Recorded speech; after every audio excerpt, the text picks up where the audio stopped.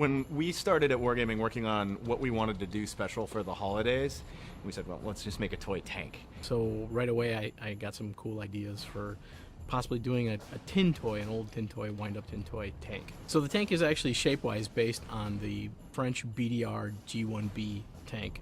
That way the tank actually has all the physics that the designers can actually pull from and tweak and turn it into a toy tank. So we actually bought some remote control toy tanks, and we just powered them up, and we drove them around and fought each other with them and looked at kind of that herky-jerky movement that we tried to simulate, which actually lent itself more to really fast acceleration, really fast deceleration, and really fast rotation. So we also looked at different kind of projectiles, whether they're corks or BBs. We ended up putting a suction cup on it, and it actually is hilarious, especially with the Wargaming logo on there. It's pretty cool. One of my other favorite features was the destroyed state and the springs sticking out of the tank. It's pretty badass, and it actually it moves with havoc. So with the level design on the holiday mode, at first we take whatever assets, whatever buildings, whatever environments we have, and we just try to assemble them into like a simple environment.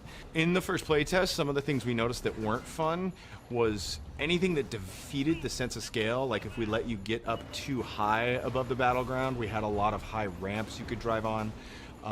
You suddenly didn't feel small. We wanted to make sure you felt like you were small on the ground amongst giant objects like toys or other things that you might find in the holidays. And once we think we're close enough to, all right, this is starting to feel more like a toy that's small, then our awesome art team takes it and just dials it in. I love the map. It looks really, really cool. The whole idea is that you're under the tree that's actually in the garage.